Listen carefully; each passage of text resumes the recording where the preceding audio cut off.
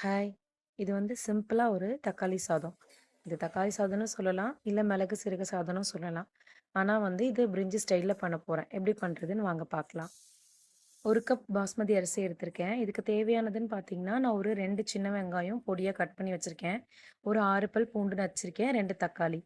So இப்போ வந்து cooker வச்சுட்டு ஒரு 2லேருந்து 3 ஸ்பூன் எண்ணெய் போட்டுக்கோங்க. சூடானதுக்கப்புறம் 2 பட்டை, 3 கிராம்பு, 1 பிரிஞ்சி இல தான் போட்டிருக்கேன்.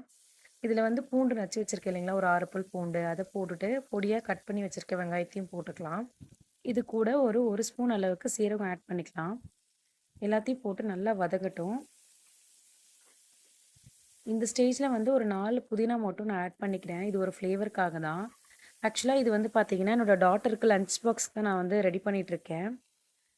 இதில வந்து ஒரு 2 தக்காளி வச்சிருந்தேன் இல்லைங்களா? சாப்பர்ல போட்டு நல்லா சாப் பண்ணிட்டேன். ஆக்சுவலா என் டாட்டருக்கு தக்காளி பெருசு பெருசா இருந்தா புடிக்காது. அதுவும் இல்லாம இந்த மாரி மேஷ் பண்ணி போடும்போது சீக்கிரம் வதங்கவும் செய்யும். டேஸ்ட் வைஸ் சாப்பிட்றதுக்குமே நல்லாருக்கும். இந்த ரைஸ்க்கு தேவையான அளவு உப்பு போட்டுக்கலாம். இது எல்லாமே நல்லா வதங்கட்டும். இப்போ வந்து ஒரு 1/2 ஸ்பூன் வந்து மிளகுத்தூள் போட்டுக்கோங்க. ஆக்சுவலா காரம்ன்னு பார்த்தீங்கன்னா, இந்த மிளகுத்தூள் மட்டும் தான்.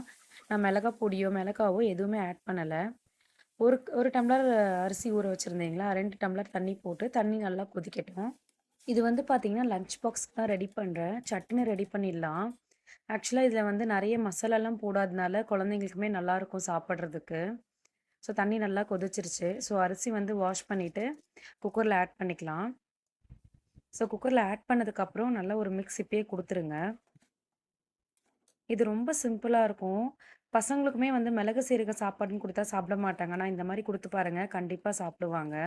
ஸோ லாஸ்ட்டா நான் வந்து ஒரு 1 ஸ்பூன் அளவுக்கு நெய் ஆட் பண்ணிட்டு, லிட் மூடிட்டு விசில் போட்டுருக்கேன். 2 விசிலுக்கு அப்புறம் ஆஃப் பண்ணிட்டு ஓப்பன் பண்ணி பார்க்கலாம்.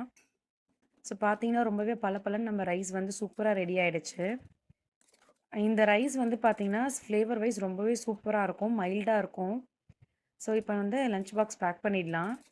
ஸோ ஹாட் பாக்ஸில நம்ம செஞ்ச ரைஸ் வந்து பேக் பண்ணியாச்சு. ஸோ அது கூடவே வந்து பார்த்தீங்கன்னா, அவளுக்கு ஸ்நாக்ஸ்க்கு வந்து நேந்திரம் சிப்ஸ் வந்து பேக் பண்ணியிருக்கேன். சைட் பை சைடு வந்து மார்னிங் வந்து நான் டால் பண்ணியிருந்தேன் சப்பாத்திக்கு. அவளுக்கு வந்து அதுவும் சைட் டிஷ்க்கு வேணும்னு சொல்லியிருந்தா. அதுவுமே பேக் பண்ணியாச்சு. அவ்வளோதாங்க. சிம்பிளா ஒரு லஞ்ச் பாக்ஸ் ரெசிபீஸ் பார்த்தாச்சு. இது போல வீடியோஸ்க்கு நம்ம சேனல லைக் பண்ணுங்க, ஷேர் பண்ணுங்க, சப்ஸ்கிரைப் பண்ணுங்க. Thank you.